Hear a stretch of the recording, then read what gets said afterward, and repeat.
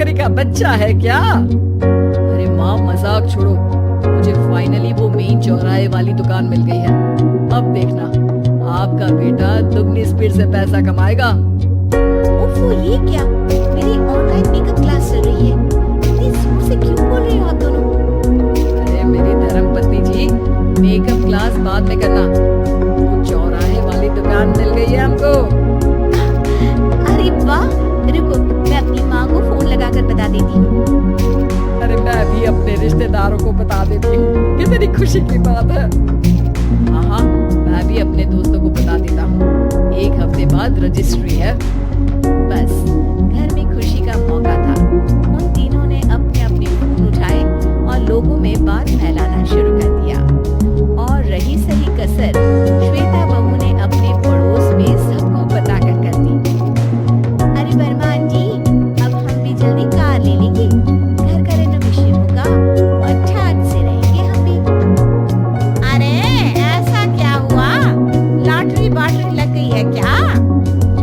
अरे इस बार चौराहे वाली मॉल में हमको भी दुकान मिल गई है, दुकान नंबर 21, जो एकदम चौराहे पर है। अब ग्राहक बढ़ेंगे तो आमदनी भी बढ़ेगी ही ना।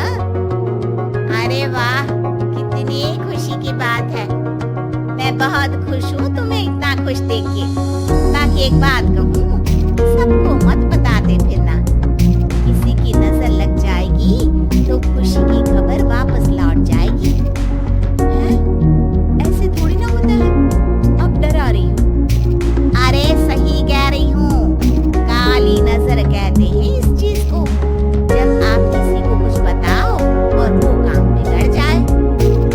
अरे लेकिन मैं तो, तुमने सबको बता दिया ना। फोन लगा लगा के। अब बच के रहना, काली नजर बड़ी खतरनाक होती है। श्वेता इतनी खुश रहती है कि वो वर्मा आंटी की बात पर ध्यान ही नहीं देती, जबकि पड़ोस में और भी लोगों से खुशी की खबर शेयर करती रहती है। अगले दिन राजेश बहुत दुखी होकर घर आता है। अरे बेटा क्या हुआ? मुंह क्यों सूजा हुआ है? मधुमक्खी ने काट लिया क्या? हाँ, वो दुकान किसी और के पास चली गई, किसी ने ज्यादा भाव लगा दिया। अरे पर बात तो आपसे हुई थी ना उस दुकान वाले की। हाँ, आज मैं टोकन अमाउंट देने गया था, तब मुझे पता चला कोई आकर सुबह मुझसे पहले ही ज्यादा अमाउंट दे गया। काली नजर। क्या क्या कहा? वर्मा आंटी ने समझाया था कि किसी को बताना मत, वरना काली नजर लग जाएगी। अच्छा, तुम्हें उनकी बात मान लेनी चाहिए थी। उनकी बात मान लेती, लेकिन उसके पहले ही सबको बता चुके थे ना हम तीनों। अरे अगली बार से ध्यान रखेंगे, कोई भी नई चीज होगी तो किसी को नहीं बताएंगे। तीनों कुछ दिन ऐसे ही रहते हैं, पर एक दिन श्वेता को एक मेल आता है। राजेश, मेरा ऑनलाइन मेकअप कोर्स कंप्लीट हो गया, अब मैं खुद का पार्लर खोल सकती हूँ। अरे वाह, मोहल्ले में ही खोलते हैं। ये जो घर के सामने दुकान है ना, वही। हाँ, यहाँ सस्ती भी मिल जाएगी। अगले दिन श्वेता वर्मा आंटी के पास जाती है, मिठाई का डब्बा लेकर। अरे आओ आओ, कैसे आना हुआ? जोर से नहीं बोलूंगी।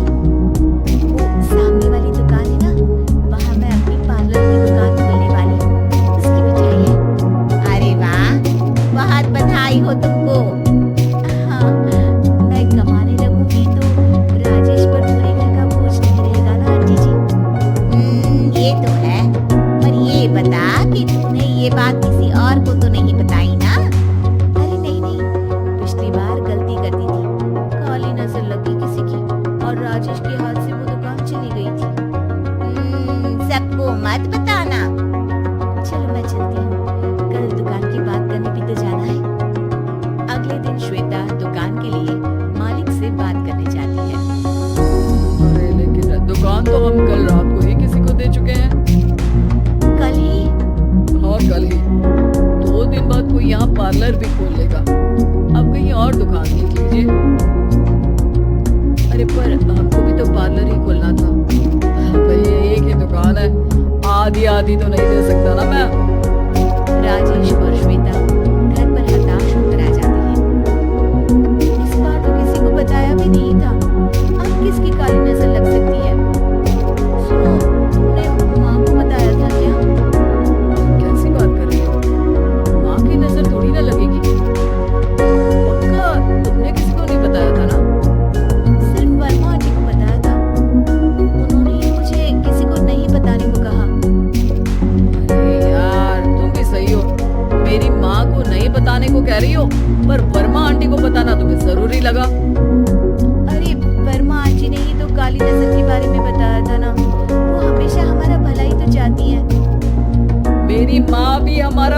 जाती है।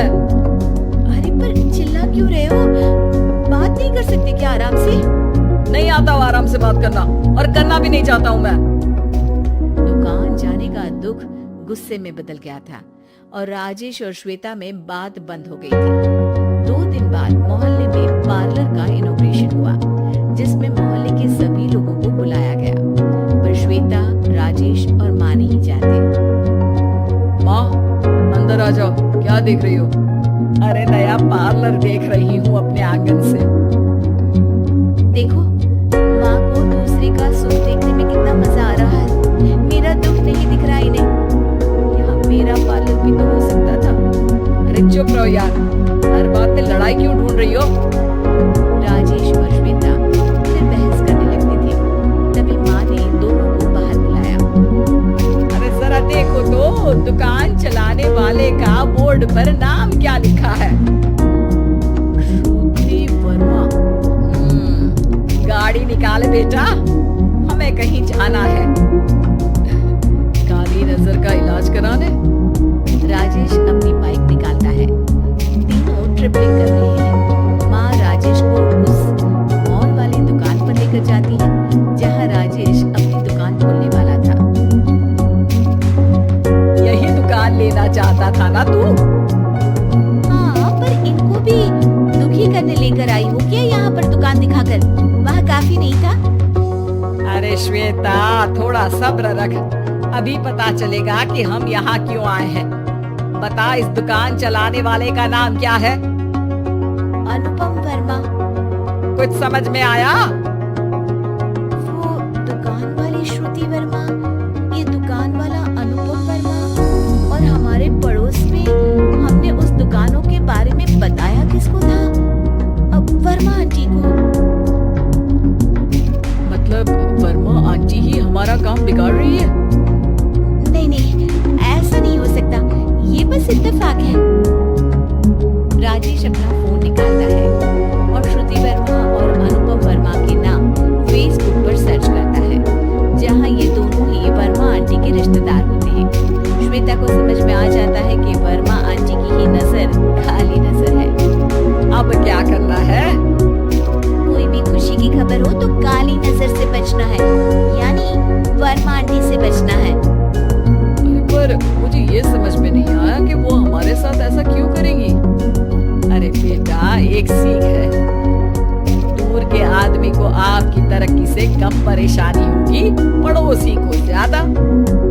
दोनों माँ की बात में हामी भरते हैं और अगला काम चुपचाप करने की कसम खाते हैं, ताकि आगे से वर्मा आंटी कोई काम ना बिगाड़ सके।